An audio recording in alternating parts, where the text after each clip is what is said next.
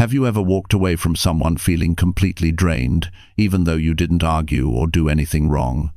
That heavy feeling in your chest, that exhaustion that follows you home, it's not in your imagination. Some people take more than they give.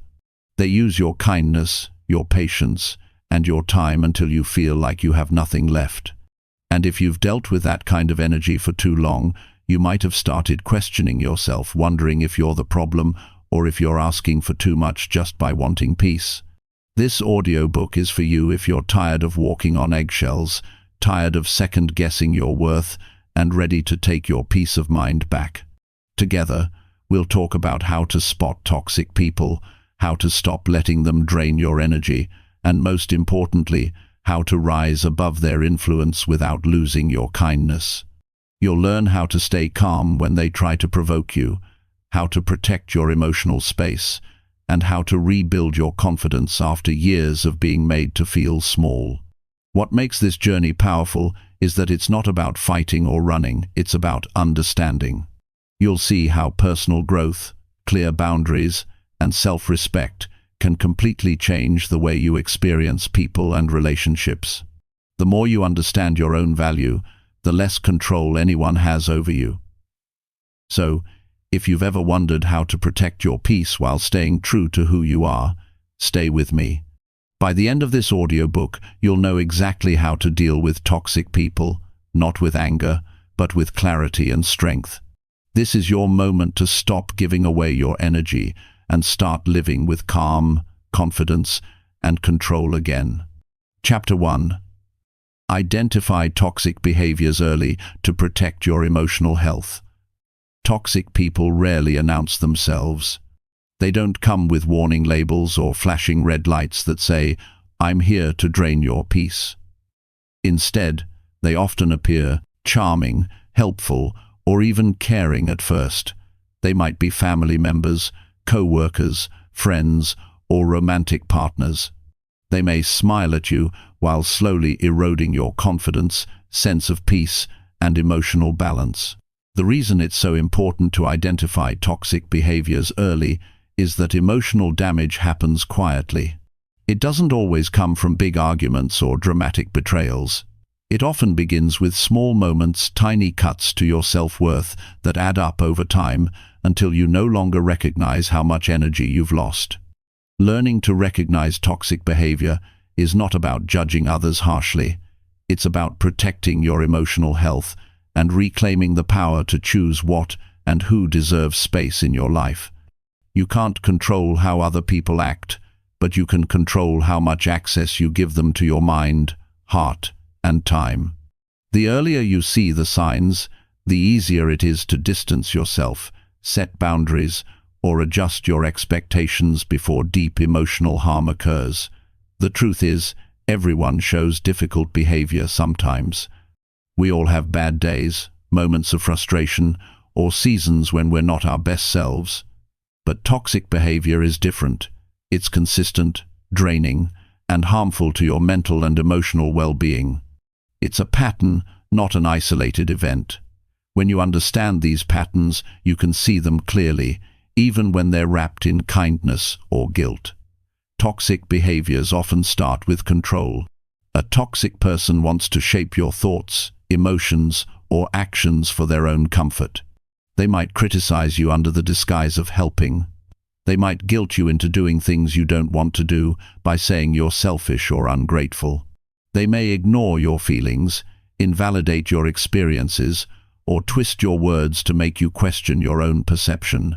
This is emotional manipulation, a subtle form of control that leaves you doubting yourself. You may notice that after spending time with such people, you feel tense, anxious, or emotionally exhausted.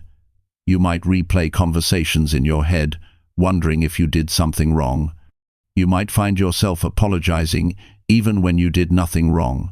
This emotional confusion is one of the first indicators that you're dealing with toxicity. Healthy people don't make you question your worth.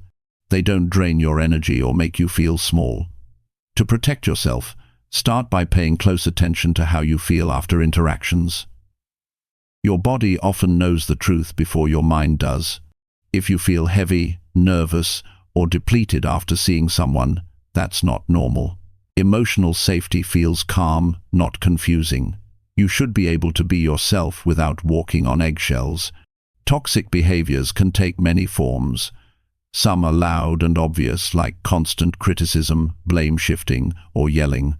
Others are quiet but equally destructive, like passive-aggressive remarks, silent treatment, or subtle forms of control. The difficulty is that toxic people often justify their behavior, making it seem like your fault. They might say, "You're too sensitive," or "You're overreacting." Over time, you start to question your own emotional reality.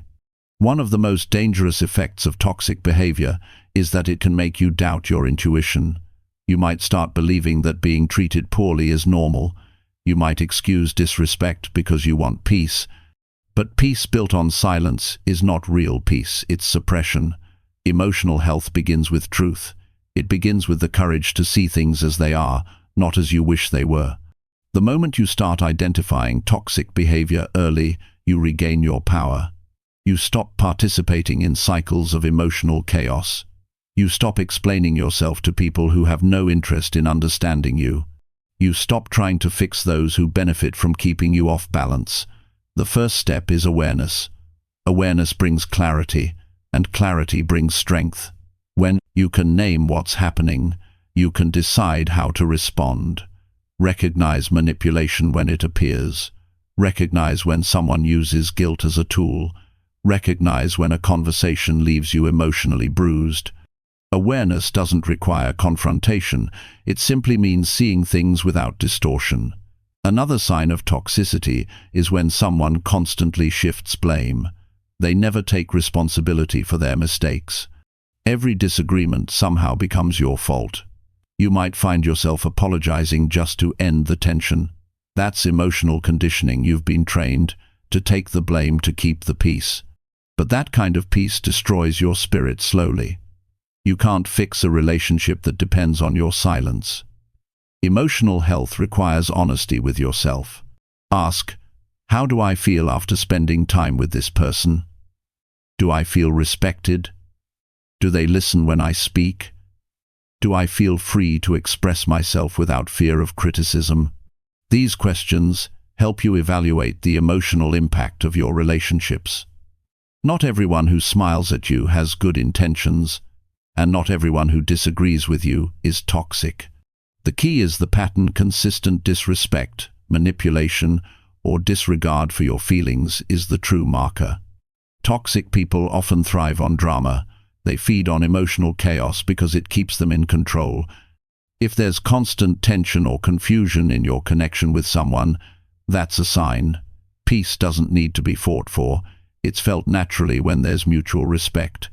One of the most overlooked toxic traits is emotional inconsistency. One day they're warm and affectionate, the next day they're cold or distant. This hot and cold pattern creates emotional dependency. You begin to crave their approval, waiting for the next good moment. It's a form of control designed to keep you uncertain. When you find yourself working too hard to maintain someone's approval, that's not love, it's emotional captivity. Another toxic behavior is gaslighting, the act of making you question your own reality. You may confront someone about something they said or did, and they completely deny it or twist it to make you seem unreasonable. Over time, you lose confidence in your memory and perception. You start apologizing for things you didn't do. To protect yourself, keep track of facts. Write down what happens. When someone tries to distort reality, you'll have clarity to remind yourself that your experiences are valid. Toxic people also tend to use comparison as a weapon. They might compare you to others to make you feel inadequate or guilty. They might highlight your flaws in public to embarrass you subtly. This behavior is meant to control your self-esteem. Once you feel small, you become easier to manage. But you don't need to prove your worth to anyone who benefits from making you doubt it. Your value doesn't depend on their approval. Sometimes toxicity shows up in people who seem kind on the surface but drain you quietly. They might constantly complain, play the victim, or depend on you emotionally without giving anything back. You might feel obligated to help them because they always seem to need saving. But emotional rescue is not your responsibility. Compassion does not require self-destruction. Helping someone shouldn't leave you empty. Another form of toxic behavior is disguised as honesty. Some people claim to be brutally honest but use that as an excuse to be cruel. Honesty without empathy is just hostility. Constructive feedback comes from care, not from the desire to wound. If someone frequently disguises insults as advice, understand that their goal isn't to help you grow, it's to control how you see yourself. To protect your emotional health, you must value peace over attachment. Many people stay in toxic dynamics because they fear being alone or because they've invested too much time. But emotional suffering is not the price of loyalty. You can care about someone and still choose to distance yourself from their behavior. Walking away doesn't mean you hate them, it means you love yourself enough to stop accepting pain disguised as love. You may have grown up around toxic patterns and normalized them. Maybe you were taught to always keep the peace, even if it meant swallowing your feelings. Maybe you learned to accept criticism as love or manipulation as care. Unlearning these patterns takes courage. It requires you to rebuild your understanding of what respect and emotional safety feel like. It's not easy, but it's possible. When you start identifying toxicity early, you develop emotional discipline. You stop reacting to every provocation. You observe instead of absorbing. You recognize that other people's behavior reflects their inner state, not your worth. You start choosing silence instead of confrontation when it's clear the other person doesn't want resolution but control. Emotional health doesn't mean avoiding all difficult people. It means knowing how to protect your peace in their presence.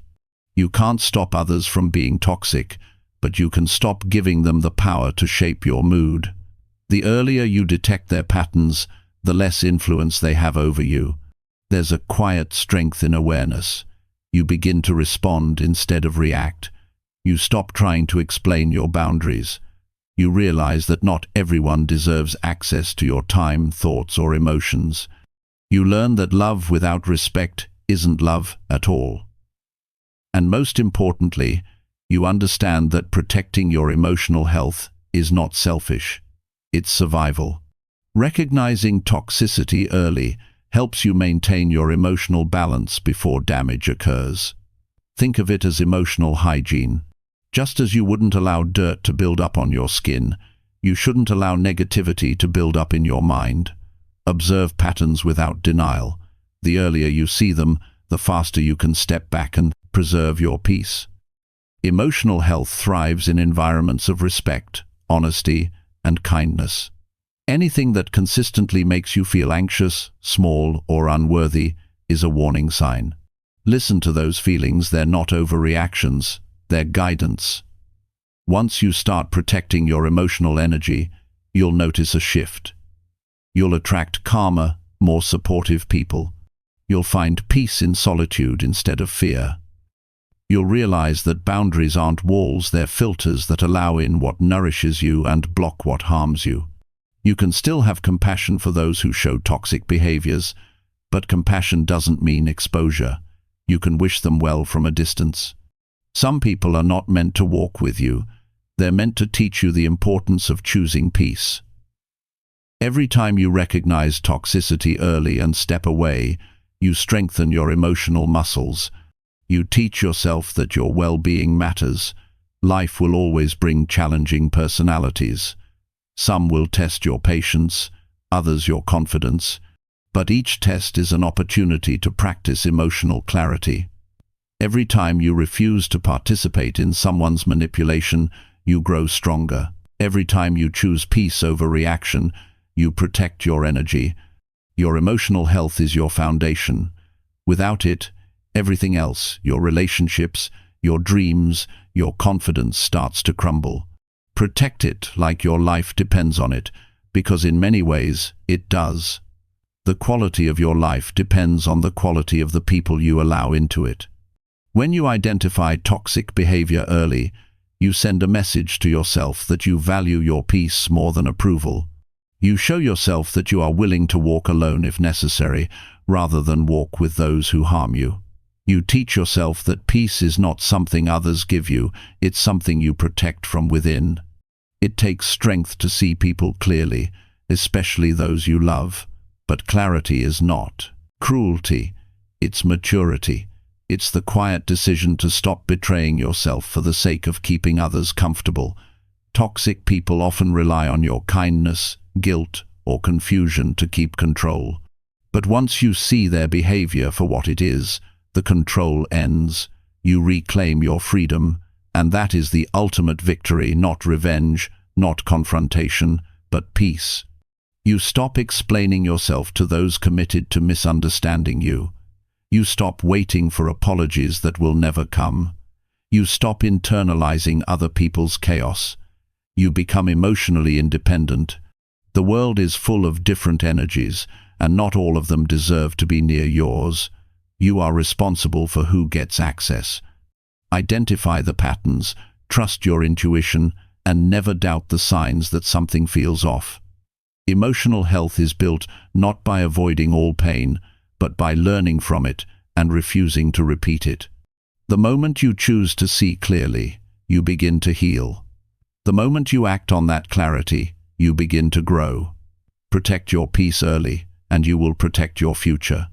Every person who respects your boundaries will add to your strength. Every person you release will teach you the value of discernment. Toxic behaviors lose power the moment you stop ignoring them. Awareness is your armor, distance is your healing, and peace is your greatest reward for finally choosing yourself. Chapter 2. Set clear boundaries and enforce them without guilt. Boundaries are not about keeping people out, they are about keeping yourself intact. They are the invisible lines that protect your energy, time, and emotional well-being. Without them, your life becomes a space where anyone can walk in, take what they want, and leave you drained. Many people struggle with boundaries because they fear rejection, conflict, or being misunderstood. They think saying no makes them selfish, but the truth is, saying yes to everything is what destroys your peace. Setting clear boundaries is an act of self-respect. It means you know your limits and are willing to honor them, even if others don't understand. It means you've stopped expecting people to guess what you need and started communicating it yourself. Boundaries are not about punishment, they're about clarity. They define how you expect to be treated and what you will or will not allow into your life. When your boundaries are firm, you send a message to the world that you value yourself enough to protect your peace. Many people avoid setting boundaries because they've been taught to equate kindness with compliance. They believe being good means always being available, always saying yes, and always putting others first. But kindness without limits becomes self-betrayal. You cannot pour from an empty cup, and you cannot sustain relationships that constantly cross your limits. When you say yes while your heart is screaming no, you're not being kind, you're being dishonest with yourself. Boundaries teach people how to treat you. When you're unclear, others will decide for you. They will take as much as you allow, not necessarily because they're cruel, but because you've shown them that your time and energy have no limits. Every time you tolerate disrespect, overcommitment, or emotional drain, you silently teach others that it's acceptable. But the moment you begin to define your limits, you shift the dynamic, you stop being reactive and start being intentional about your own well-being. It's important to remember that boundaries are not about controlling others. They're about controlling access to yourself. You can't change how people act, but you can decide how much space their behavior occupies in your life. This requires courage, especially if you've spent years trying to keep peace by pleasing everyone. But peace built on guilt is temporary. Real peace comes when you know you can stand firm without explaining your worth. Setting a boundary begins with awareness. You have to recognize where your energy leaks. Notice the moments when you feel resentment. That emotion is often a signal that your boundary has been crossed.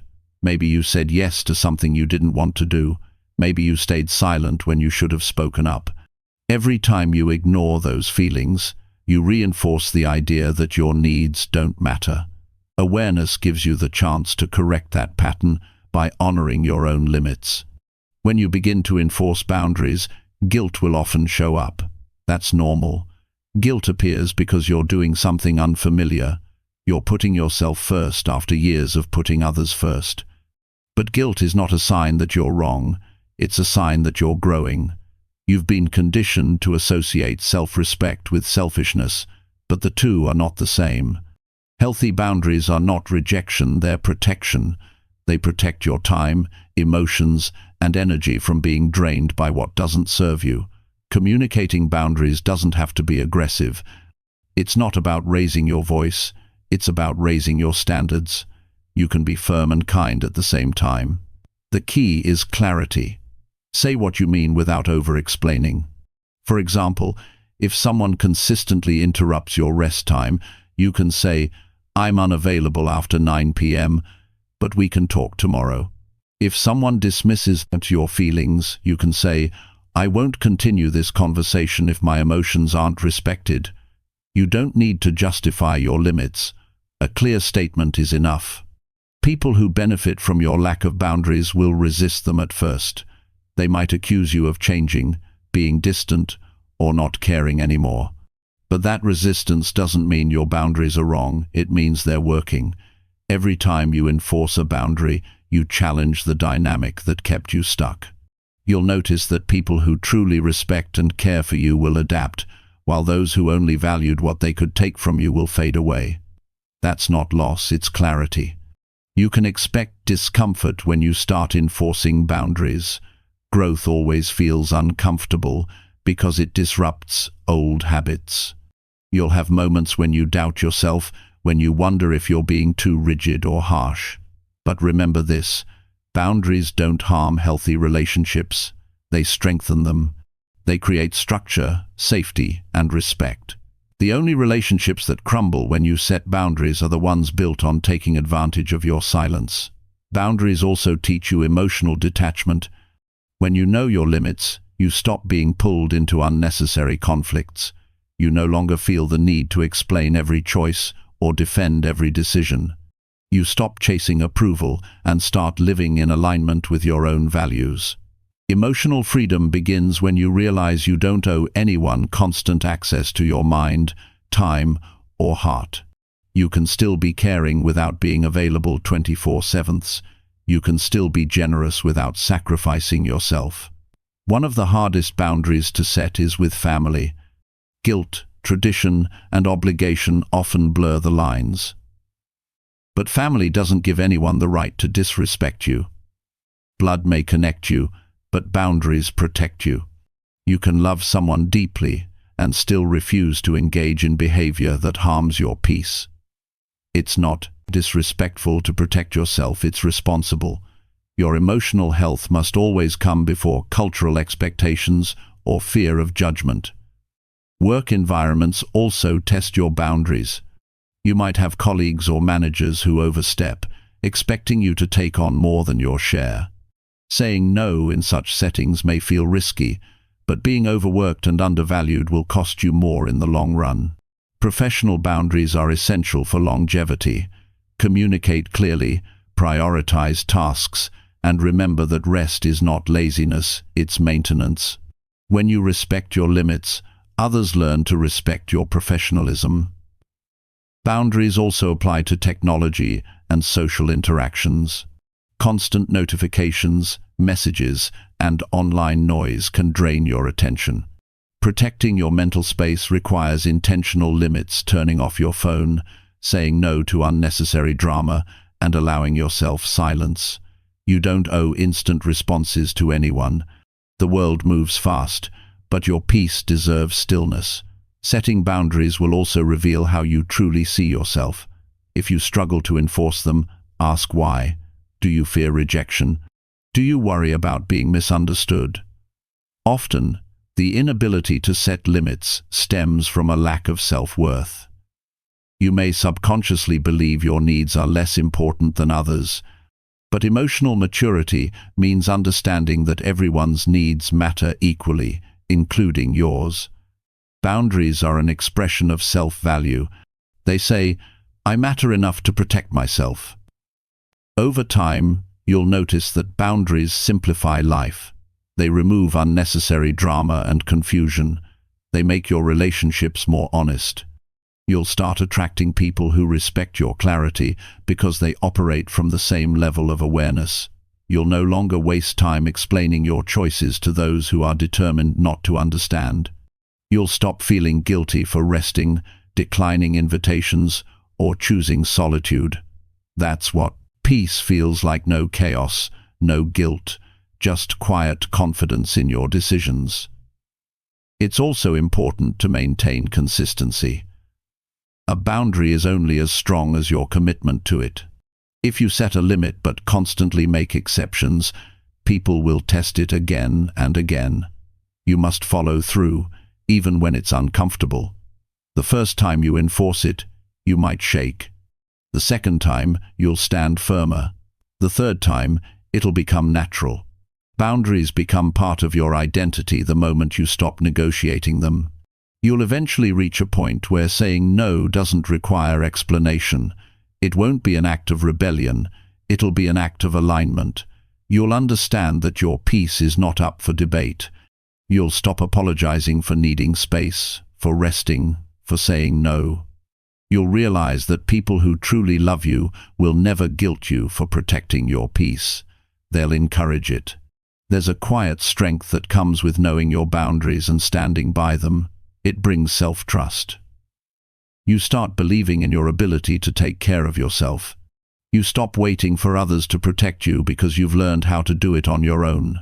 That kind of strength is unshakable. It doesn't need validation. It simply exists in your calm refusal to compromise your well-being. Boundaries are not about distance, they're about direction.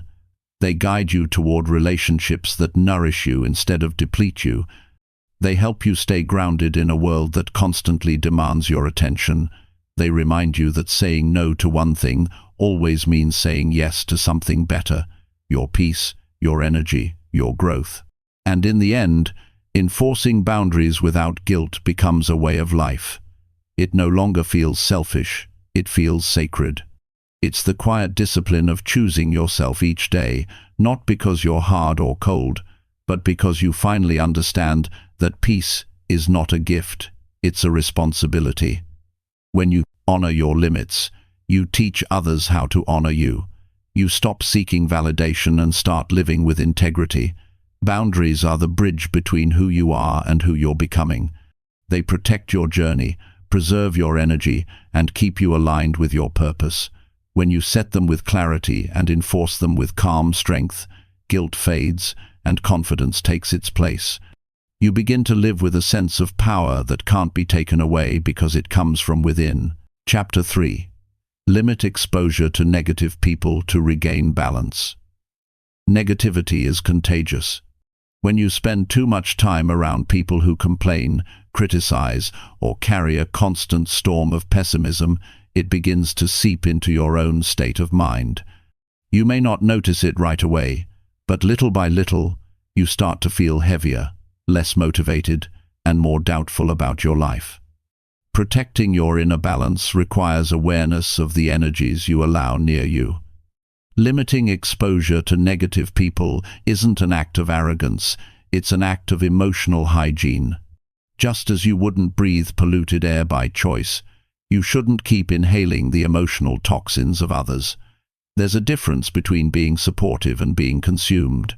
Compassion doesn't mean absorbing another person's bitterness. You can care deeply without letting their negativity shape your mood or direction. Some people live in a constant cycle of complaining and blaming, never taking responsibility for their choices.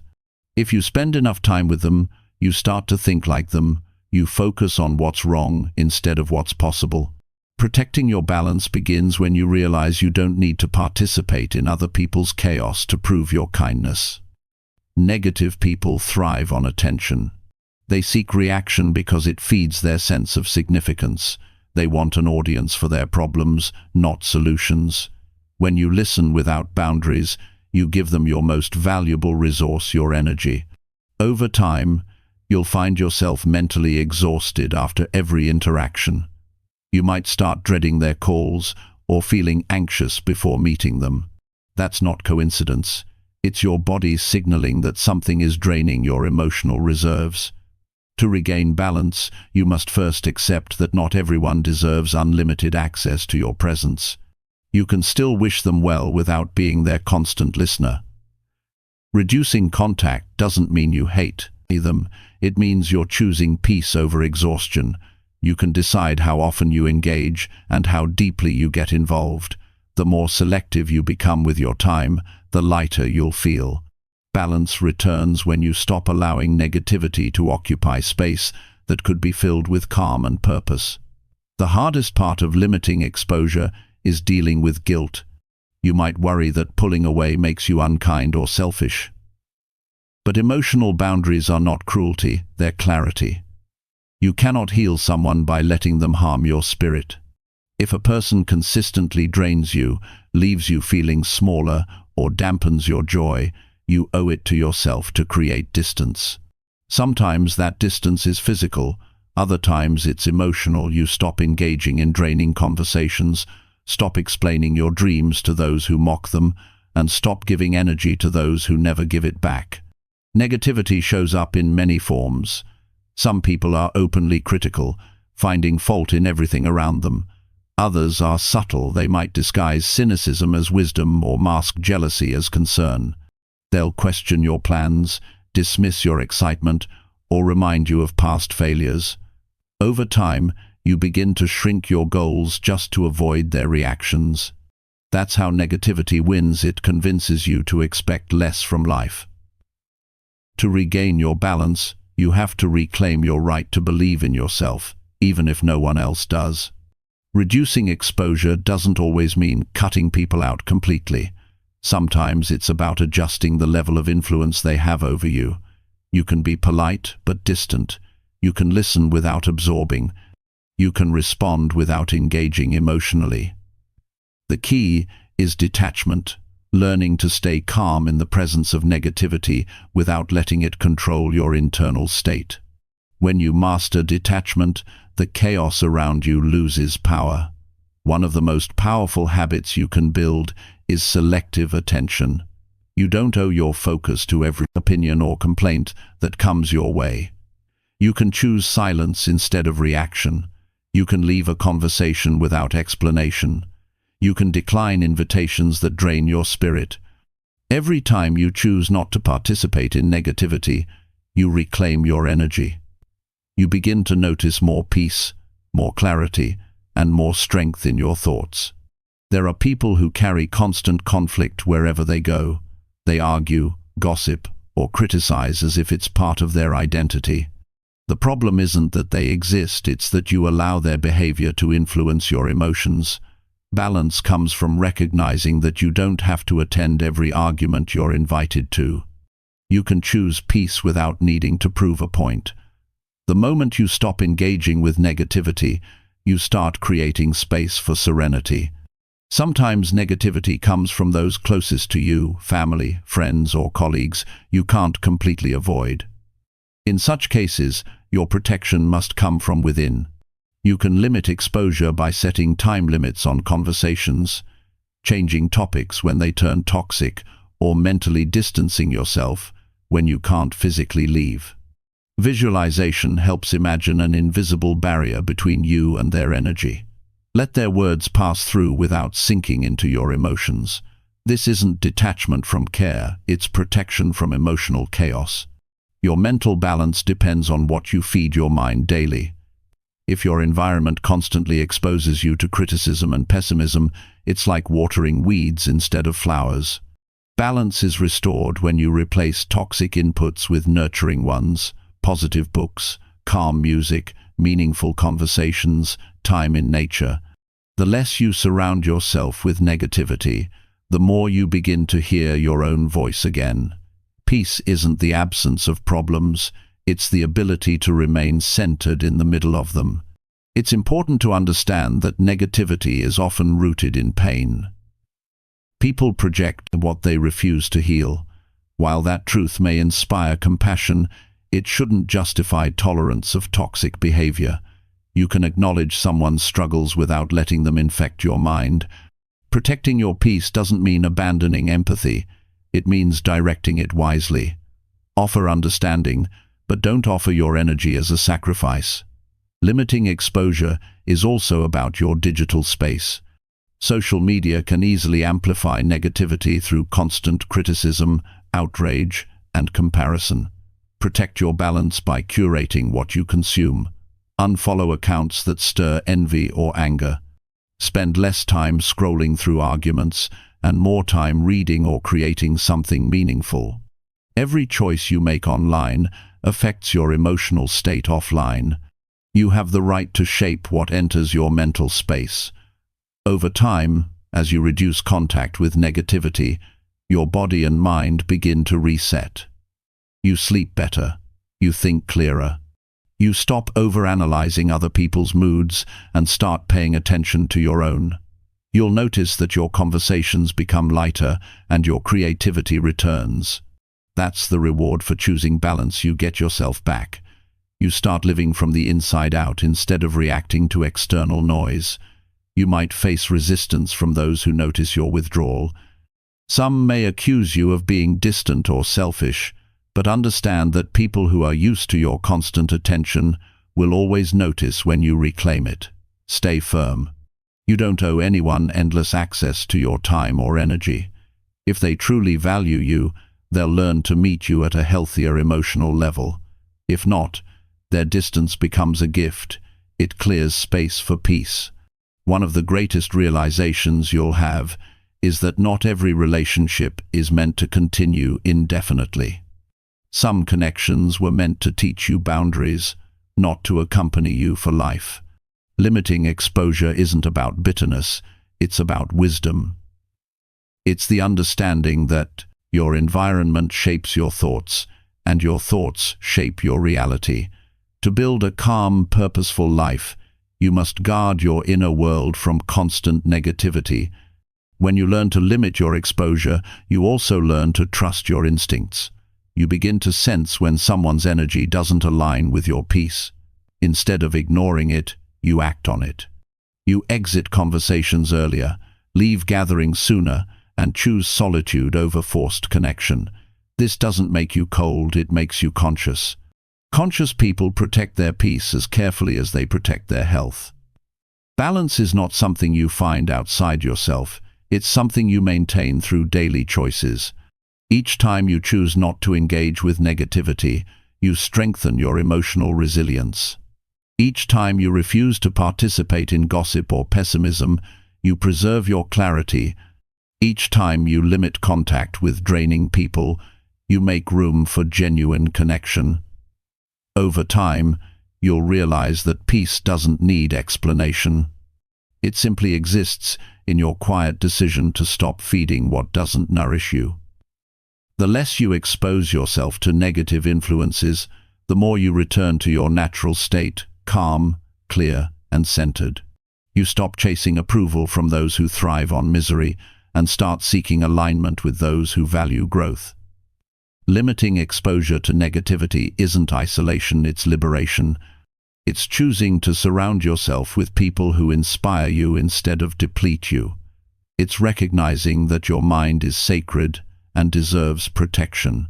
And when you live this way long enough, peace stops being something you visit. It becomes your permanent home. Chapter 4. Strengthen self-worth to resist emotional manipulation. Emotional manipulation thrives in the shadows of self-doubt.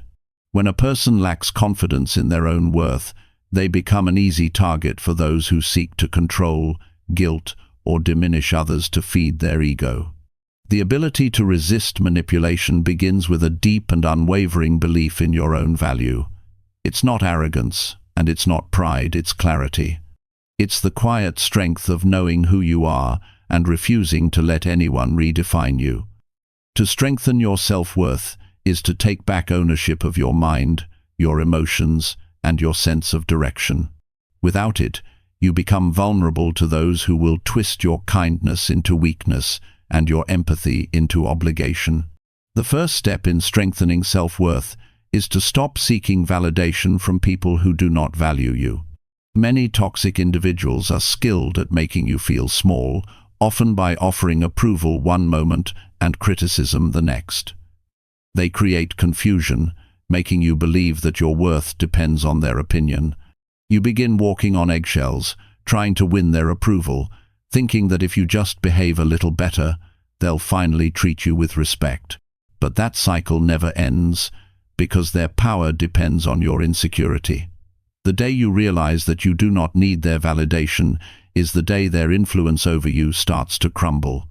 You no longer perform for acceptance, you simply exist in truth. You stop trying to prove yourself to people who benefit from your self-doubt.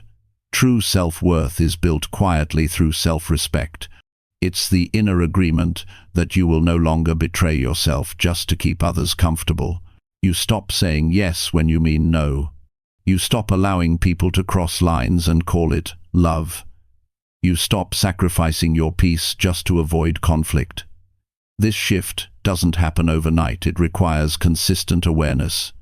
Every time you choose yourself, your sense of worth strengthens. Every time you keep your word to yourself, you rebuild trust with the person who matters most to you. When you follow through on promises, take care of your body, speak your truth, and honor your limits, you tell your mind that you matter. And the more you live in alignment with your own values, the less space manipulation has to grow.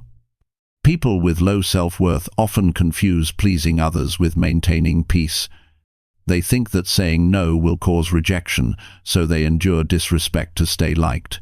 But that behavior teaches toxic people that you are easily swayed. They learn that guilt or silence can control you. When you raise your sense of worth, you no longer fear disapproval. You understand that anyone who withdraws love because you stand up for yourself never truly offered love in the first place. Self-worth is not about keeping everyone happy. It's about not betraying yourself to keep anyone. When you no longer crave validation, you can see manipulation for what it is, a desperate attempt by someone else to control your emotions. Emotional manipulators are experts at using your empathy against you. They may twist your words, exaggerate your mistakes, or play the victim to make you feel guilty. They want to confuse your sense of right and wrong until you start questioning your own perception. But when you know your worth, you don't get pulled into that trap. You recognize the tactics and disengage. You no longer explain endlessly or apologize for things that are not your fault. You respond calmly, knowing that clarity is your power. When someone tries to guilt you, you remind yourself that you are not responsible for their emotions. When they twist your intentions, you stand firm in what you know to be true. That calm confidence disarms manipulation because it removes the emotional reaction they depend on to control you. Strengthening self-worth also means healing the parts of you that accepted less than you deserved. Every time you tolerated disrespect, ignored red flags, or stayed silent when you should have spoken up, it wasn't because you were weak, it was because you were conditioned to believe that love requires endurance. Many people grow up being rewarded for compliance and punished for asserting themselves. That conditioning doesn't vanish easily. To break it, you must consciously replace the old patterns with new beliefs. You begin telling yourself that your needs are not inconveniences, that your emotions matter, that you deserve relationships where communication is honest and mutual. Over time, you reprogram your internal dialogue from self-criticism to self-compassion. You stop saying, "I should have known better," and start saying, "I'm learning to choose better." That change in inner language shifts your entire sense of worth. Another key to strengthening self-worth is learning to separate your value from your performance. Manipulators often prey on people who measure their worth by what they do for others. They flatter your generosity, your reliability, your patience, and then use those qualities to exploit you. You start feeling that, if you stop giving, you'll lose their appreciation. But genuine relationships don't require constant sacrifice to stay alive. Your value is not in how much you give, it's in who you are. You don't owe anyone unlimited access to your time or energy to prove your goodness. When you internalize that truth, you begin to act from strength instead of guilt. You start making decisions not out of fear of being disliked, but out of respect for your own limits. Raising your self-worth also means learning to sit comfortably with disapproval. Toxic people lose control when they realize they can't guilt or shame you anymore. They may accuse you of being selfish, cold, or ungrateful. They do this to trigger your old patterns of guilt and doubt. But if you've built your worth internally, those words lose their sting. You understand that their opinion reflects their own insecurity, not your reality. You stay grounded in truth, knowing that self-respect sometimes looks like distance. When you stop needing others to like you, you gain freedom. You stop explaining your boundaries and start living them. You no longer chase peace through compliance, you create it through integrity. To strengthen your worth, surround yourself with people who remind you of your value, not those who make you question it. The company you keep either nourishes or drains your spirit. Spend time with people who respect your boundaries, encourage your growth, and speak to your potential. Listen to how you feel after leaving a conversation. Calm, inspired, and secure means alignment. Tense, small, and uncertain means it's time to pull back. The energy you absorb becomes the energy you reflect. Protect it as you would protect something sacred. Daily habits also play a powerful role in shaping your sense of worth. The way you treat yourself teaches your mind how to expect treatment from others. If you constantly criticize yourself, neglect your needs, or dismiss your emotions, you reinforce the belief that you're undeserving. But if you care for your body, rest when needed, and speak to yourself with patience, you rebuild the foundation of self-worth. Gratitude helps too. By acknowledging your progress, even in small steps, you reinforce a sense of inner value. You stop comparing your journey to others and begin recognizing your own growth as meaningful. Self-worth is also strengthened through solitude. Spending time alone helps you separate your voice from the noise of others. You start hearing your true thoughts and feelings without interference. It's in solitude that you realize you don't need external approval to feel whole. You learn that peace doesn't come from people, it comes from alignment with your own values. The more you enjoy your own company, the less power manipulators have to make, and you feel lonely or inadequate. They can't control someone who is comfortable being alone. Strengthening self-worth is not a one-time act, it's a lifelong commitment. You will have days when you feel uncertain, when old wounds resurface, or when manipulation tries to creep back in through subtle forms of guilt or fear. On those days, remind yourself of how far you've come. Recall the times you doubted your strength, but still stood firm. Remind yourself that self-worth is not about never falling, it's about never abandoning yourself when you do. As your worth strengthens, you'll notice a shift in your relationships. People who relied on your insecurity to maintain control will drift away, while those who appreciate your authenticity will draw closer. You'll stop chasing attention and start attracting respect. You'll find that peace feels better than approval, and self-respect feels better than validation. You will begin living with quiet confidence, the kind that doesn't need to be proven or defended. In the end, resisting emotional manipulation is not about outsmarting others, it's about mastering yourself. When you know your worth, no one can convince you that you are less. When you respect yourself, no one can shame you into submission. When you honor your truth, no one can twist it for their gain. This is the strength that no manipulator can touch, the strength of a person who finally understands their own value and refuses to hand it away. Chapter 5. Communicate calmly and directly to stop toxic control. Toxic people thrive on emotional chaos. They manipulate conversations, twist meanings, and provoke reactions to maintain control. Their greatest weapon isn't strength, it's confusion. They pull others into arguments that go nowhere, forcing you to defend yourself endlessly. When you react impulsively, you hand them the very energy they need to dominate the interaction. The antidote to this control is calm, direct communication. It's not silence, and it's not aggression. It's the steady, composed expression of truth without fear or emotional turbulence. When you learn to communicate with clarity and calmness, you remove their leverage completely. They can't use your emotions as fuel if you refuse to hand them over. The most powerful moment in any toxic exchange is the one where you choose not to match their chaos.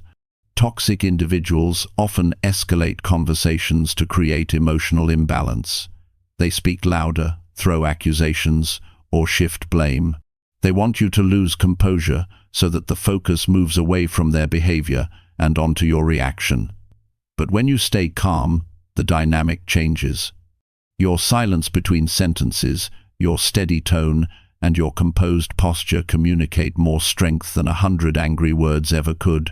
You are no longer reacting, you are responding. That single shift dismantles their control.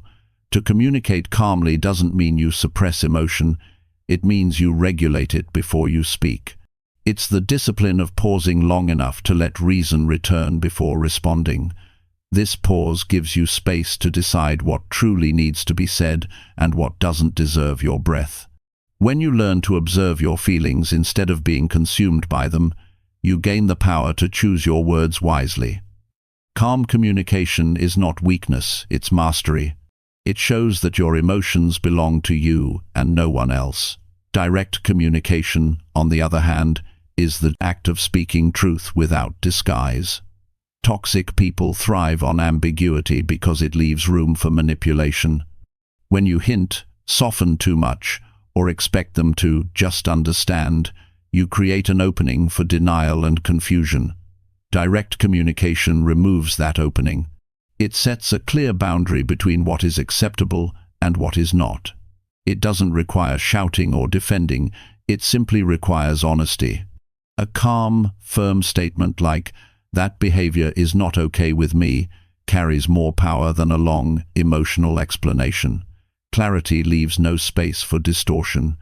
Many people struggle to communicate directly because they fear conflict. They think that being firm will make them appear rude or cold, but avoiding honesty to keep the peace only creates more chaos later. It teaches toxic individuals that you can be silenced through discomfort. True peace is not the absence of conflict, it's the presence of truth. When you speak clearly, you may face resistance at first, but you lay the groundwork for authentic interactions. People who respect you will adjust. Those who seek control will reveal themselves. Either way, clarity sets you free. To communicate calmly and directly, focus on tone as much as words. Tone carries emotional energy too sharp, and it invites defense, too soft, and it invites dismissal. The middle ground is steady and factual. Speak as if you're describing the weather, neutral, clear, and grounded in observation. For example, instead of saying, "You're always trying to control me," you can say, "I feel uncomfortable when decisions are made without my input." The message remains firm but removes accusation. This approach deprives toxic people of the drama they seek. It keeps the focus on facts, not emotions. Another aspect of calm communication is detachment from outcome. You can express your truth, but you cannot control how it's received. Toxic individuals often dismiss your words, mock your feelings, or twist your meaning to provoke you into further debate. Don't take the bait. You don't need them to agree to validate your point. Your responsibility is to communicate your boundary or perspective once, clearly and calmly. After that, silence is your strength. Repetition only weakens your position and feeds their game. The calm repetition of truth is often the most unsettling thing to those who thrive on chaos. It's also crucial to recognize that communication is not only verbal. Your body language, eye contact, and posture all speak before your mouth does. Toxic people can sense hesitation and insecurity. If your words say one thing but your body shows fear, they'll push further. Stand tall, maintain steady eye contact, and keep your gestures minimal. Stillness communicates confidence. It says, "I am in control of myself." Even if your voice trembles inside, maintaining composure on the outside sends a signal that cannot be ignored. Over time, this behavior trains both your body and mind to stay balanced under pressure. A vital part of calm, direct communication is learning when not to engage. Some conversations are traps, designed to drain your energy. When a toxic person refuses to listen, interrupts constantly, or derails the discussion with unrelated accusations, continuing to explain is futile. Walking away is not avoidance, it's wisdom. You're choosing not to participate in manipulation disguised as dialogue. Calm communication includes silence when words will not be respected. You're not running from confrontation. You're refusing to argue with someone who has no interest in resolution. One powerful technique for maintaining calm is emotional labeling. When you feel anger, frustration, or anxiety rising, quietly name the emotion to yourself. "I'm feeling angry right now." That simple act of labeling creates distance between you and the emotion. It moves you from being reactive to being observant. You become aware without being controlled. This practice allows you to maintain emotional clarity, even in tense situations. Toxic people expect you to lose control. They're disarmed when you don't. Directness also requires consistency. You can't set a clear tone one day and revert to avoidance the next. Inconsistency teaches others that your boundaries are negotiable. Calm communication becomes effective when it's steady over time. It's not about dramatic speeches, it's about daily reinforcement of self-respect. You express your needs, your limits, and your expectations with the same calm confidence each time. Eventually, people learn that emotional manipulation no longer works because your response doesn't change. When dealing with toxic people, avoid defending your emotions excessively. The more you justify your feelings, the more control you hand them. You have the right to feel what you feel without needing to convince anyone. Instead of defending, simply acknowledge, "That's how I feel." No debate, no elaboration. This kind of simple, grounded communication leaves manipulators with nowhere to go. They depend on over-explanation and defensiveness to exploit your uncertainty. Calm, brief responses keep you centered and in control.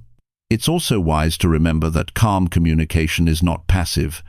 It's active, deliberate, and often uncomfortable. It takes practice to hold composure when provoked, especially if you've been conditioned to react quickly to emotional pressure. But every time you choose calm over reaction, you weaken the manipulative pattern. It's a form of self-training, a reminder that you are responsible for your inner world, not anyone else. The more you practice, the more natural it becomes. Eventually, calmness stops being a tactic and becomes your nature. One of the hardest parts of direct communication is facing the silence that follows. Toxic people often withdraw when they realize they can't control you through argument or guilt. That silence can feel cold, but it's also proof of your growth. You're no longer feeding their need for drama.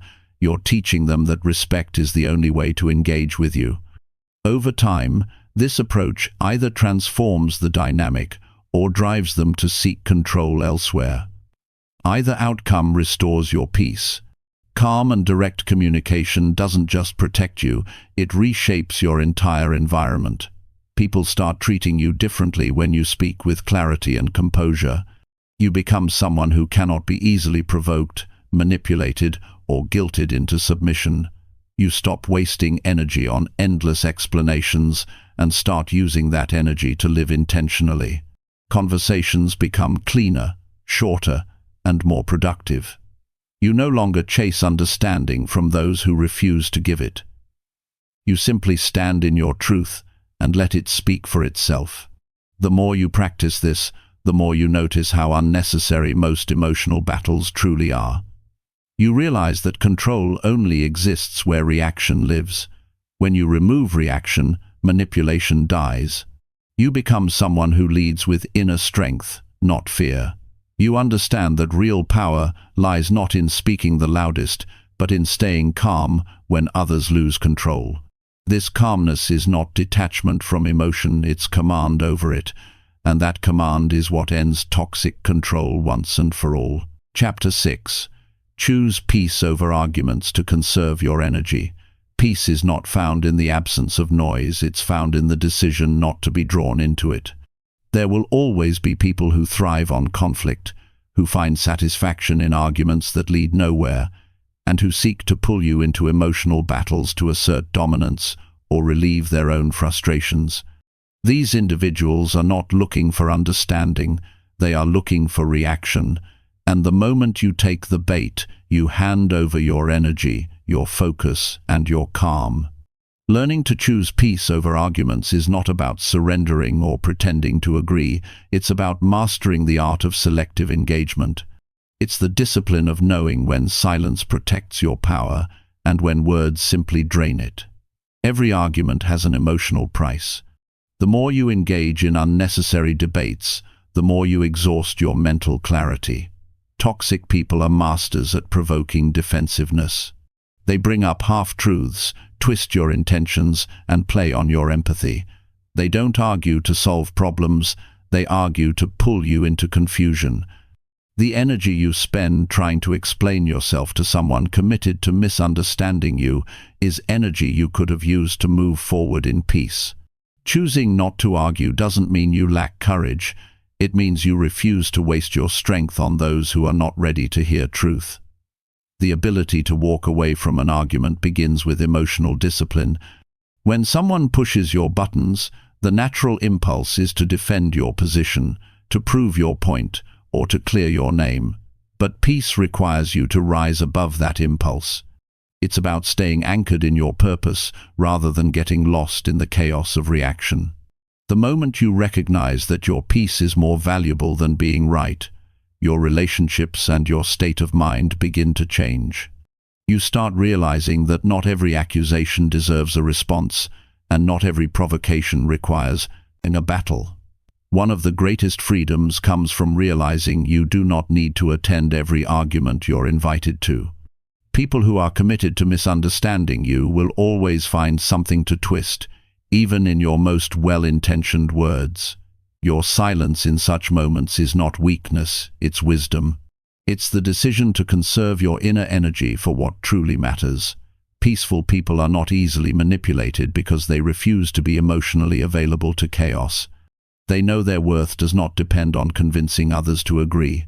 They live with quiet assurance that truth does not need to shout to be real. Choosing peace requires confidence in your own clarity. Many arguments stem from insecurity, the fear of being seen as wrong, misunderstood, or disrespected. When your self-worth is stable, those fears lose their power. You no longer feel the need to explain every choice or justify every feeling. You understand that your reality does not depend on someone else's approval. That calm self-assurance makes you immune to provocation. Toxic people thrive on emotional instability, but when they meet calm, their tactics collapse. They cannot feed on peace. When conflict arises, the most powerful thing you can do is slow down. Arguments gain momentum through speed, quick reactions, raised voices, emotional words. By pausing before you respond, you break the rhythm that fuels escalation. That pause gives you space to ask, is this worth my peace? Most times, it isn't. You can acknowledge disagreement without creating tension. You can express truth without hostility. The tone of your response often determines whether a situation becomes constructive or destructive. Calm communication ends more battles than logic ever could. Sometimes the wisest response is none at all. Walking away, changing the subject, or simply refusing to engage can disarm even the most toxic provocations. This isn't avoidance, it's strategic control. You're choosing to place your mental well-being above the need to win. Silence, in these moments, speaks volumes. It says, I value my peace more than your chaos. People who rely on arguments to maintain control eventually lose interest when they realize they can no longer provoke a reaction. Your refusal to argue breaks their pattern and protects your energy. There's a deep kind of strength in remaining calm when someone expects you to lose control. That calmness confuses those who seek to dominate you through aggression or guilt. They expect you to fight back, to shout, to defend, but when you stay composed, their power dissolves. You no longer operate on their emotional level. You stay rooted in logic, grounded in awareness, and focused on your inner state. Peace doesn't mean indifference, it means choosing to protect your emotional balance over temporary satisfaction. It's the quiet kind of victory that leaves you feeling lighter, not drained. One of the most effective ways to maintain peace is to shift focus from reaction to understanding. Not every argument is born from malice. Sometimes it's a reflection of the other person's pain or insecurity. Seeing this doesn't mean you excuse poor behavior, it means you stop personalizing it. You realize their words say more about them than about you. Compassion doesn't require participation. You can recognize someone's struggle without making it your responsibility to fix it. Understanding allows you to detach without bitterness. You can walk away not with resentment, but with clarity. Choosing peace also means accepting that some people will always misunderstand you. No amount of explaining will change their perception because their interpretation serves their agenda. Trying to correct their view is like shouting into the wind, it only drains your voice. The most peaceful people understand that truth eventually reveals itself, even if not immediately. They are patient with life. They know that peace is not won through arguments, but through consistency. Time has a way of showing what words cannot. To live peacefully in a world that often rewards outrage requires emotional maturity. It means valuing inner stability over external approval. It means learning to listen without reacting, to disagree without hostility, and to forgive without reopening the door to chaos. Peace is not passive, it's active self-mastery. It's the choice to stay aligned with your values, even when provoked. It's deciding that your mental health is not negotiable. When you protect your peace, you begin to see how much energy you once wasted on things that did not deserve your attention. Energy is the most valuable currency you have. Every argument you avoid, every unnecessary conversation you end, every moment of silence you choose, instead of reaction, is an act of preservation. With that preserved energy, you can build, create, and grow. You can nurture relationships that uplift you instead of drain you. You can focus on goals that fulfill you rather than conflicts that deplete you. Peace gives you the clarity to see what truly deserves your time. Without it, you live in constant emotional exhaustion. Some people equate peace with weakness, but it's the exact opposite. It takes immense strength to remain calm when you're being provoked. It takes confidence to let go of the need to prove a point. Weakness argues, strength remains centered. Weakness needs to be right. Strength is content with truth. When you stop fighting battles that do not matter, you free yourself from emotional bondage. You learn to walk away not because you can't fight, but because you no longer need to. Peace also requires self-awareness. Notice what triggers you. Toxic people often study your reactions and use them to manipulate you. When you understand your triggers, you remove their access points. You begin to respond from awareness rather than emotion. You no longer get pulled into the same repetitive cycles. Each time you resist the urge to argue, you build mental strength. You teach your mind that calm is your default, not chaos. This practice slowly transforms your interactions, your mindset, and your overall life. There's freedom in realizing you don't have to attend every confrontation. You don't owe anyone a debate about your boundaries, beliefs, or values. You have the right to walk away, to protect your space, and to maintain peace even when misunderstood. Those who respect you will adjust, those who don't will fade. Either outcome benefits your growth. Peace isn't about controlling others, it's about mastering yourself. It's about choosing emotional clarity over drama, serenity over noise, and purpose over distraction. In the end, choosing peace is not about avoiding life's challenges, it's about facing them with grace. It's knowing that your energy is sacred, your time is precious, and your mind deserves rest. When you stop fighting unnecessary battles, you discover how powerful you truly are. You begin to live with quiet strength, guided by wisdom instead of impulse. You no longer need to win arguments, you win by walking away with your peace intact. That is the highest form of control, the control of oneself in a world that constantly tries to provoke reaction. Chapter 7. Build a support circle that uplifts and encourages you. The people you surround yourself with shape how you think, feel, and live every single day. When you have a circle of people who truly see your worth, who celebrate your growth instead of feeling threatened by it, and who remind you of your strength when life gets heavy, everything in your life feels lighter. Building that kind of circle isn't about quantity, it's about connection, understanding, and emotional safety. It's about choosing to stand next to people who push you forward, not those who pull you down. Many people reach a point in life where they realize they've spent years giving their time and energy to people who never truly valued it. But the beautiful thing is, you can begin rebuilding your circle at any age, starting today, by being intentional about the kind of energy you allow into your space. When you decide to create a support circle that uplifts you, you first have to become clear about what you truly need. Do you need encouragement, honesty, emotional steadiness? Sometimes, people keep certain friendships out of habit, even when those relationships no longer bring peace. But the moment you understand that loyalty doesn't mean self-sacrifice, you start reclaiming your emotional space. It's not selfish to walk away from people who only show up when they need something. It's not wrong to distance yourself from those who drain your optimism. Your emotional energy is precious, and you have every right to protect it. Healthy support starts with mutual respect. In the right circle, no one competes. There's no constant comparison or silent jealousy. Instead, there's genuine happiness for each other's progress. These are the people who clap when you win and stand beside you when you stumble. They don't talk about you behind your back, and they don't minimize your struggles. Their presence feels like calm reassurance, not silent tension. They listen without judgment and offer advice only when it helps. You can exhale around them. That's how you know you're in the company of people who truly care.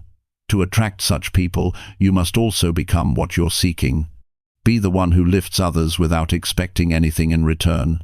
Offer your time, encouragement, and truth without hidden motives. The energy you put out is the energy that finds its way back to you. When you lead with kindness and integrity, you naturally draw others with similar values. Over time, the quality of your connections becomes richer. It stops being about who's available and starts being about who's aligned. You begin to recognize that real friendships are not built on convenience, but on consistency.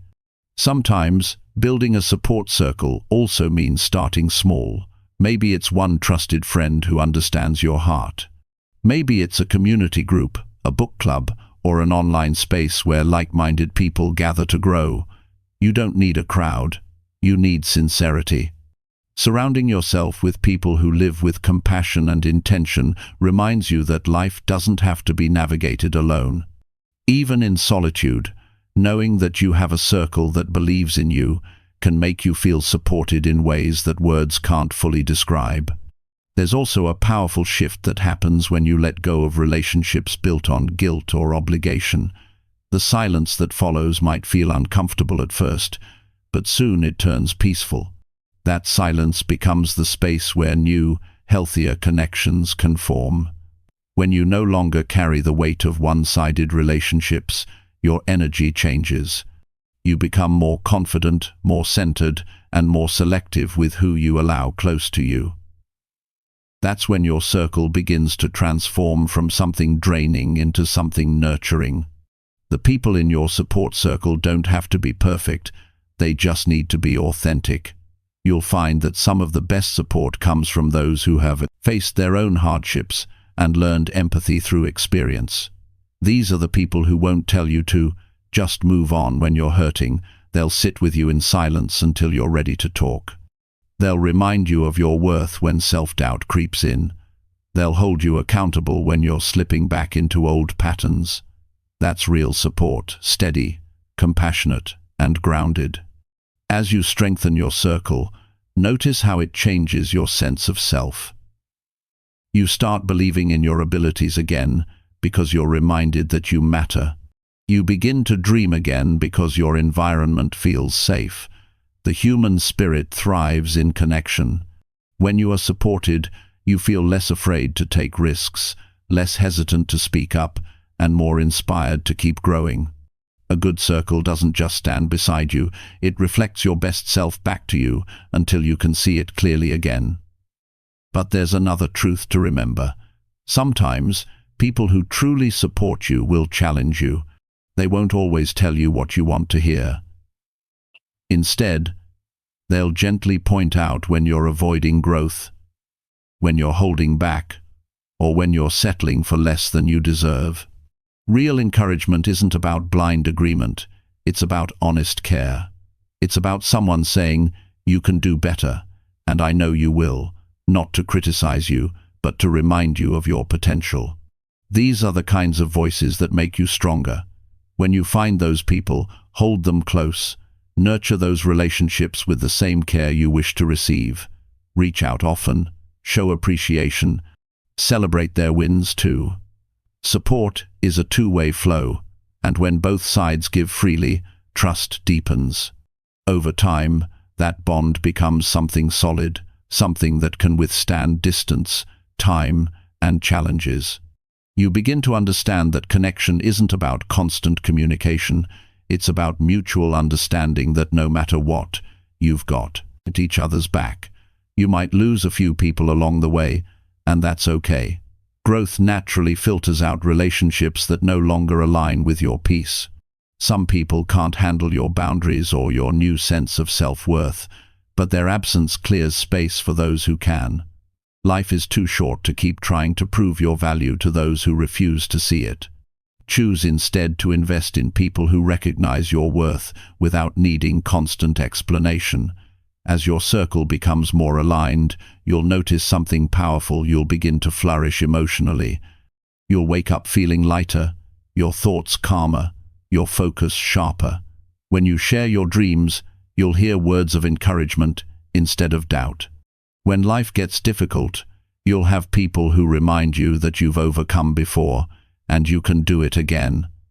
That kind of support fuels resilience.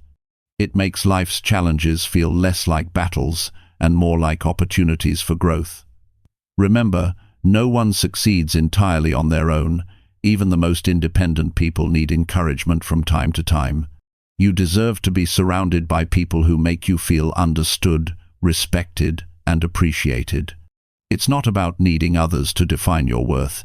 It's about walking alongside those who remind you that your worth has always been there. That's the beauty of a true support circle. It doesn't just lift you up. It keeps you grounded, connected, and inspired to keep moving forward, no matter what life brings. Chapter 8. Practice daily self-care to rebuild emotional strength. Rebuilding emotional strength doesn't happen overnight. It's a gradual return to balance, one small act of care at a time. Each day gives you a new chance to refill what life has drained. The world often tells us to keep pushing, to keep giving, to stay strong no matter what. But true strength doesn't come from constant endurance. It comes from restoration.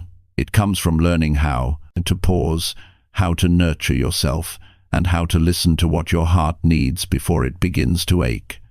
Daily self-care is not about luxury or indulgence. It's about survival. It's the foundation that allows you to show up for your life with clarity, calmness, and confidence. When you practice self-care consistently, you remind yourself that you matter. That simple truth, "I am worth my own time," changes everything. You begin to see that your emotions aren't obstacles to be ignored, they're signals asking for attention. Maybe your body is asking for rest after weeks of tension. Maybe your mind is asking for quiet after constant noise. Maybe your spirit just needs a few moments of peace to remember what calm feels like. Responding to those needs with compassion instead of guilt is how you start healing from within. The most powerful form of self-care is presence. Being truly present with yourself, without distractions or judgment, allows you to reconnect with your inner world. Sit quietly with your thoughts. Feel your breathing. Notice how you're really doing beneath the surface. That kind of awareness helps you catch emotional exhaustion before it becomes burnout. It helps you notice when you're slipping into old habits of self-neglect. Over time, this awareness becomes a shield. It protects you from giving too much, from saying yes when you should say no, and from losing yourself in the noise of other people's expectations. Self-care also means setting a rhythm that nourishes your energy instead of draining it. Begin your mornings with something gentle. A short walk, a few deep breaths, a cup of tea. Enjoyed in silence, these moments create stability. They tell your mind that it's safe to start slow, that the day doesn't have to rush you. When you begin in calmness, it's easier to carry that calmness through the hours that follow. In the same way, ending your day with intention by disconnecting from screens, writing down your thoughts, or expressing gratitude helps your body release tension and prepare for rest. Small routines like these build emotional resilience more effectively than grand gestures ever could. Sometimes, self-care looks like doing less, not more. It's giving yourself permission to step away from constant doing and simply be. The world rewards productivity, but your heart rewards peace. It's okay to take breaks, to spend a day without plans, to choose silence over constant interaction. You are not lazy for resting. You are healing. When you learn to honor your limits, you start protecting your energy instead of spending it on things that don't serve your peace. Another powerful aspect of daily self-care is movement. It's not about perfection or performance, it's about release. Whether it's stretching your body, walking through the park, or dancing to your favorite song, physical movement helps emotions move too. Every step, every breath, every gentle stretch reminds you that you're alive and capable. It grounds you in the present moment, away from overthinking and into living. Even 10 minutes of mindful movement can reset your mood and bring a sense of calm back into your day. Emotional self-care also means feeding your mind with the right input. Pay attention to what you consume, what you watch, what you read, who you listen to. The information you take in shapes your thoughts, and your thoughts shape your emotions. Surround yourself with words that uplift, stories that inspire, and conversations that nourish. Replace self-criticism with compassion, comparison with gratitude.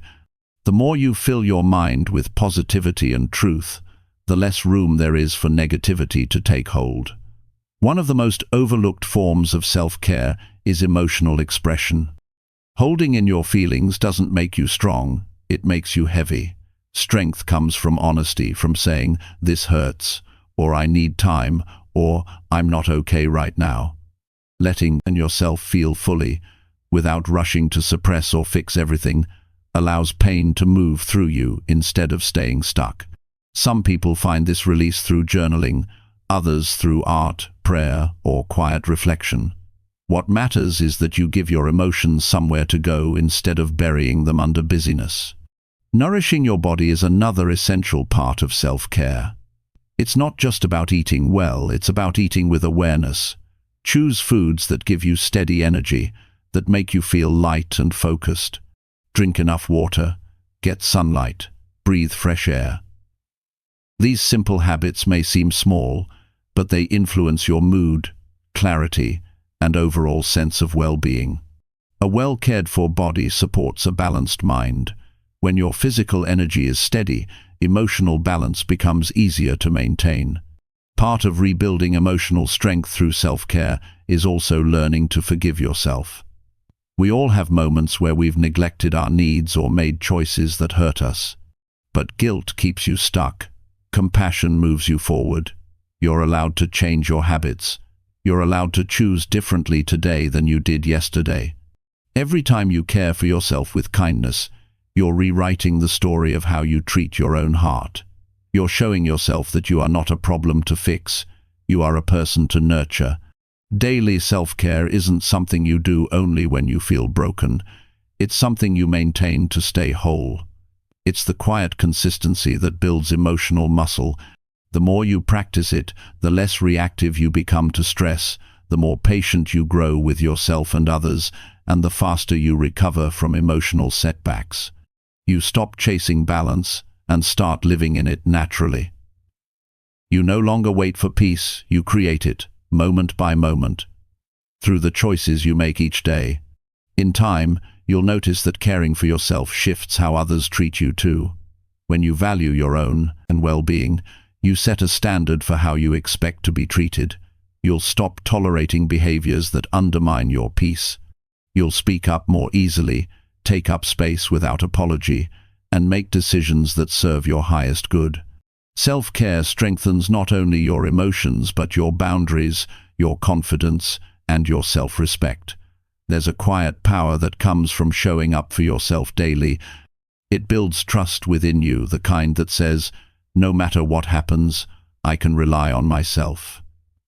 That's the essence of emotional strength. It's not about being unaffected by life's challenges.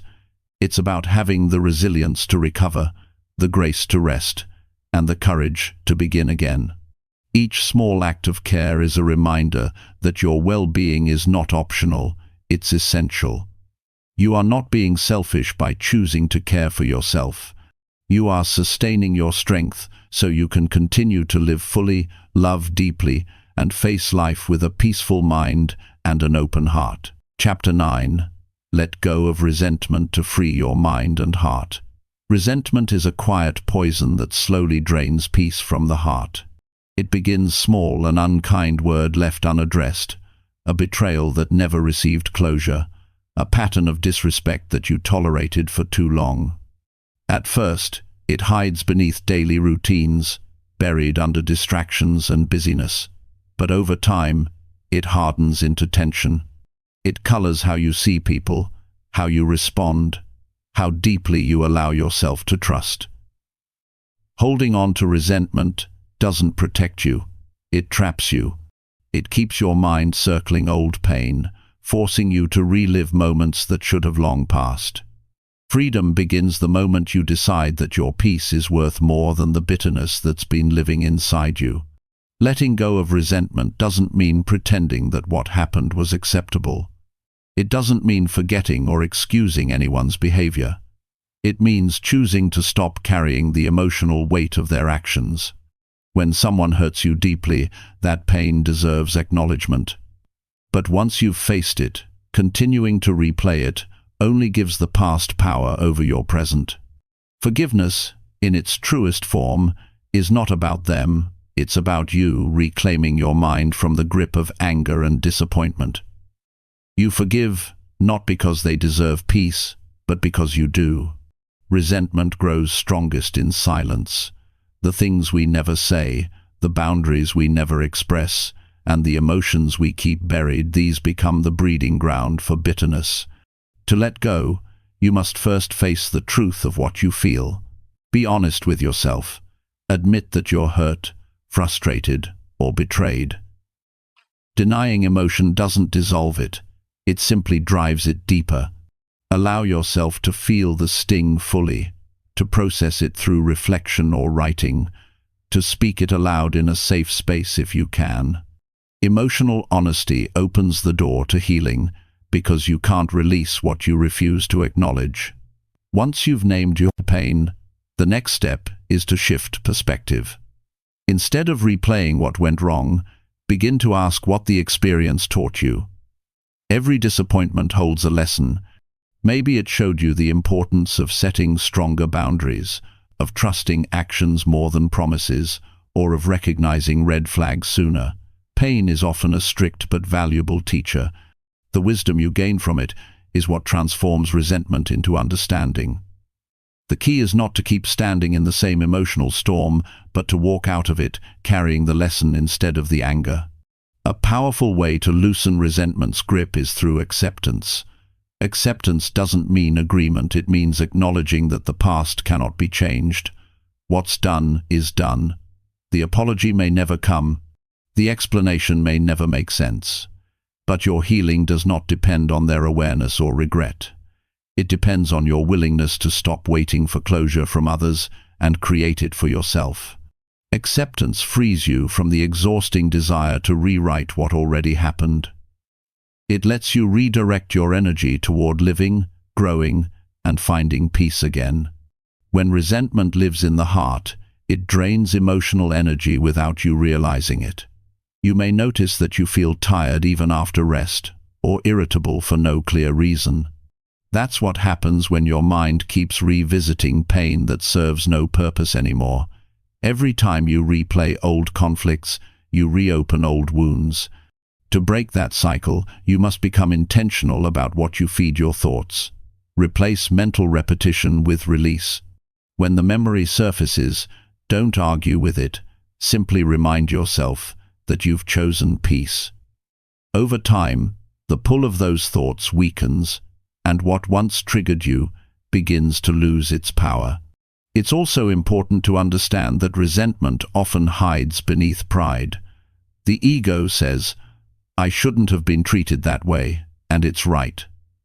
But the same ego then whispers, "I'll never let that go," which becomes a cage. Strength isn't holding on to your wounds, it's having the courage to let them heal.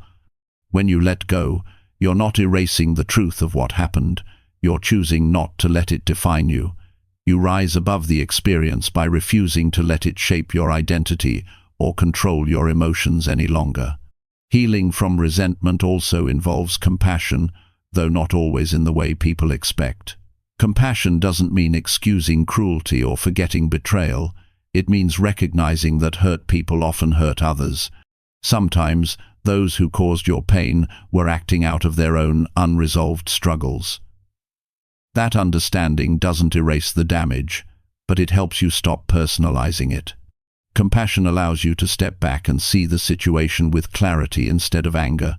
You stop seeing yourself as a victim and start seeing yourself as someone who endured, learned, and grew. Letting go is also a practice of emotional detachment. It's learning to release your need to control outcomes or force accountability.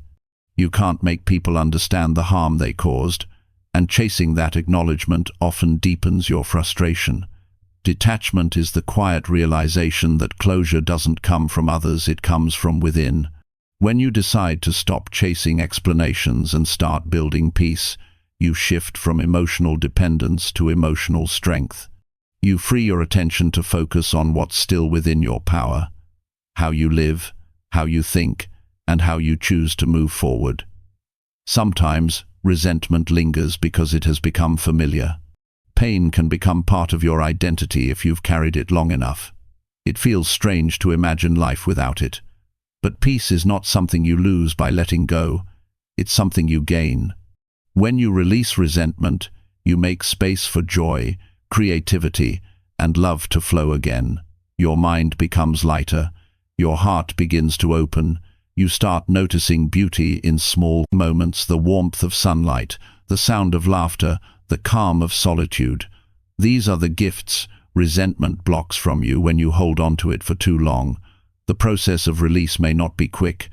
You may need to revisit forgiveness more than once. Some memories may resurface unexpectedly, and that's okay. Healing is not linear, it's layered. Each time you choose peace instead of anger, you weaken resentment's hold. Each time you refuse to replay the past, you strengthen your inner freedom. Think of forgiveness as a muscle. The more you practice it, the stronger it becomes. Over time, you'll find that situations that once consumed you now feel distant, powerless, even irrelevant. That's the moment you know you've truly let go. A helpful way to support this process is through gratitude. Gratitude and resentment cannot live in the same space. When you begin to focus on what remains good in your life, the people who care, the lessons learned, the strength you've gained, the bitterness starts to dissolve. Gratitude brings perspective. It reminds you that life is bigger than any single wound. It shifts your focus from what was taken to what's still possible. This shift in attention is what keeps your heart open to new experiences instead of stuck in old pain. Letting go of resentment is not a one-time decision, it's a daily choice. Each morning, you have the opportunity to leave the past where it belongs. Each day, you can choose peace over pain, calm over chaos, growth over stagnation. As you continue this practice, you begin to notice a deep stillness forming within you. The things that once disturbed you lose their intensity. The people who once controlled your emotions no longer have that power. You become more centered, more balanced, more free.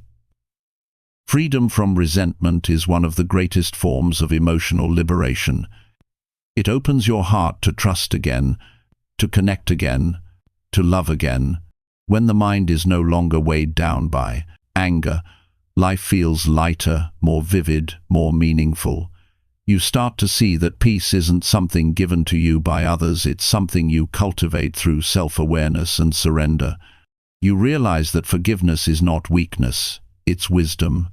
It's the quiet strength to release what no longer belongs to you and to reclaim the energy that's been trapped in pain. In the end, letting go of resentment is not about changing others, it's about freeing yourself. It's about choosing to stop being a prisoner of old emotions and start living from a place of clarity and compassion. When you do, your mind becomes clearer, your heart becomes lighter, and your spirit becomes stronger. You begin to experience what true peace feels like, not the absence of pain, but the presence of acceptance. That is where emotional freedom begins, and that is where you find the strength to move forward, unburdened, into the life you deserve. Chapter 10. Focus on personal growth to rise above toxic influence. Personal growth is the path that leads you out of the shadows of toxic influence and back into your own light. When you begin to focus on becoming stronger, wiser, and more centered, the power that negative people once held over you begins to dissolve. Growth shifts the balance of control. It takes you from reacting to others to leading your own life with clarity. Toxic individuals thrive when you stay small, uncertain, and easily shaken. But when you grow, you become grounded in self-awareness. Their behavior no longer defines you. Their words lose their sting. Their presence no longer disturbs your peace because you've built something within yourself that they can't touch. The first step toward rising above toxic influence is understanding that personal growth is not a reaction, it's a direction. You're not growing to prove anyone wrong or to show that you've moved on. You're growing because peace, strength, and purpose are your natural states. You've simply been pulled away from them by the noise of negativity. Growth is your way back.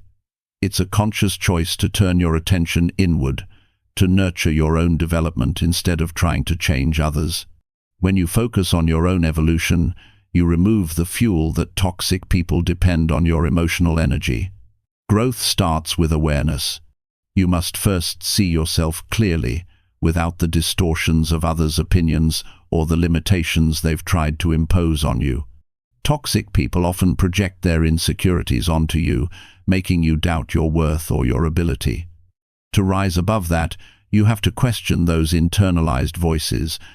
Ask yourself, is this belief truly mine, or was it planted by someone who didn't want me to grow? Self-inquiry brings clarity. It helps you separate your true identity from the influence of those who tried to shape you for their own comfort or control. Once you see yourself clearly, you can begin to rebuild from a place of truth. Growth also means setting new standards for how you live and what you tolerate. Instead of measuring your worth by how others treat you, you start measuring it by how you treat yourself. You begin to invest your time, attention, and energy in things that nourish your mind and spirit.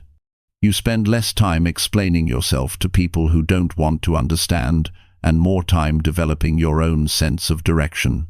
This internal shift is powerful. It signals to your environment that you're no longer available for disrespect, manipulation, or emotional chaos. The more you grow, the more your energy naturally attracts peace and repels toxicity. To rise above toxic influence, you must also learn to master your emotions. Toxic individuals often thrive on your reactions.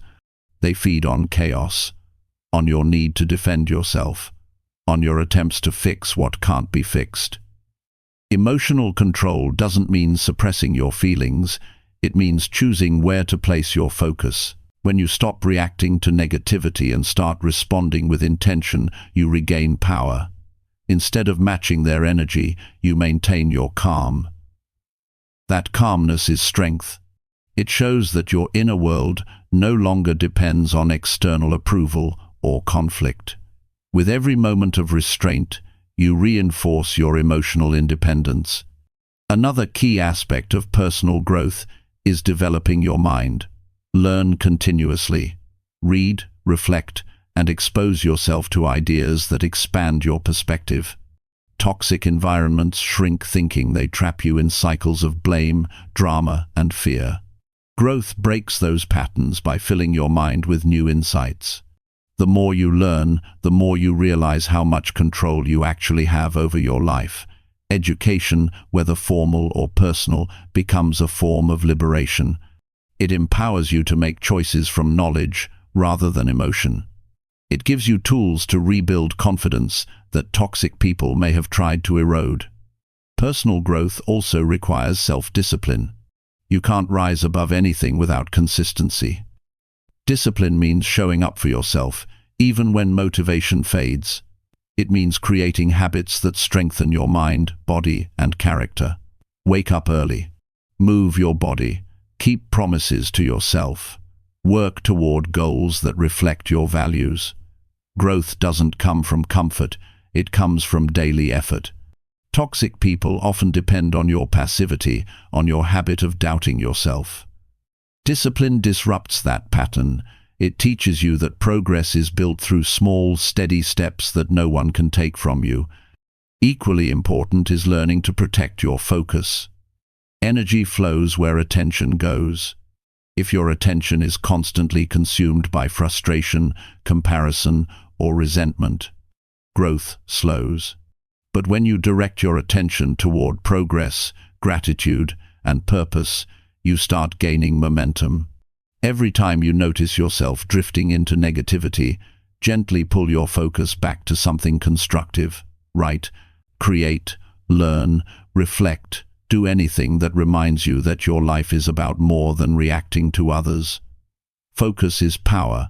It allows you to rise quietly while others stay stuck in the same emotional patterns. Self-respect grows when you start seeing yourself as the main architect of your own life. You stop blaming circumstances or people and start taking responsibility for your development. That doesn't mean you excuse bad behavior. It means you refuse to give it power over your direction. You acknowledge what happened, but you use it as fuel. Every hurt becomes a lesson. Every setback becomes experience. Every disappointment becomes proof that you can survive what was meant to break you. Growth transforms pain into strength, not by denying what happened, but by learning from it so deeply that it can no longer control you. Rising above toxic influence also involves changing your environment when necessary. Growth often reveals who can no longer walk with you. As you evolve, some relationships will naturally fall away. That's not failure, it's alignment. People who thrive on negativity can't stay close to someone who's learning peace. You'll notice that as you become more centered, those who feed on conflict either distance themselves or try harder to pull you back into their patterns. Stay steady. Don't engage. The space that opens when toxic people leave is not emptiness, it's room for better things to grow. To sustain growth, you need to build habits that keep your inner world nourished. Reflection is one of them. Take time each day to evaluate your emotions, your choices, your progress. Ask yourself what's working and what needs adjustment. Write your thoughts down. Reflection keeps you grounded and aware. It prevents you from slipping back into old cycles. It reminds you that growth is not a single achievement, but a continuous process of refinement. Every day, you become a little wiser, a little stronger, a little more free from the patterns that once controlled you. Gratitude is another essential habit. Toxic people often condition you to focus on what's wrong with you, with others, with life itself. Gratitude rewires that mindset. When you start noticing what's good, the calm moments, the kind gestures, the progress you've made, you begin to see life differently. Gratitude doesn't deny difficulty, it simply prevents difficulty from defining your outlook. It fills the space where negativity once lived, creating room for peace to grow. When you live from gratitude, toxic influences lose their ability to distort your perception. As you continue focusing on growth, you'll notice that your values become clearer. You'll know what matters and what doesn't. You'll recognize which conversations are worth having and which ones aren't. You'll stop needing to win arguments and start valuing your inner calm more than external validation. You'll choose progress over pettiness, healing over hostility, and purpose over proving yourself. That shift marks true freedom, the moment when you no longer seek to control others, only yourself. Eventually, growth becomes your protection. It keeps you from falling into the same traps. It keeps you strong when others try to manipulate or provoke you. It teaches you that peace is not something given by others. It's something you maintain through discipline, awareness, and wisdom. You learn that real power is quiet. It's not about dominating anyone. It's about mastering yourself so completely that nothing outside you can shake your foundation. Focusing on personal growth doesn't mean you become detached from others. It means you engage with life from a higher level of understanding. You listen without absorbing negativity. You help without overextending, and you love without losing yourself. You stop needing everyone to change because you've already changed your own response. That is the ultimate victory over toxicity, not revenge, not confrontation, but evolution. You outgrow what once hurt you.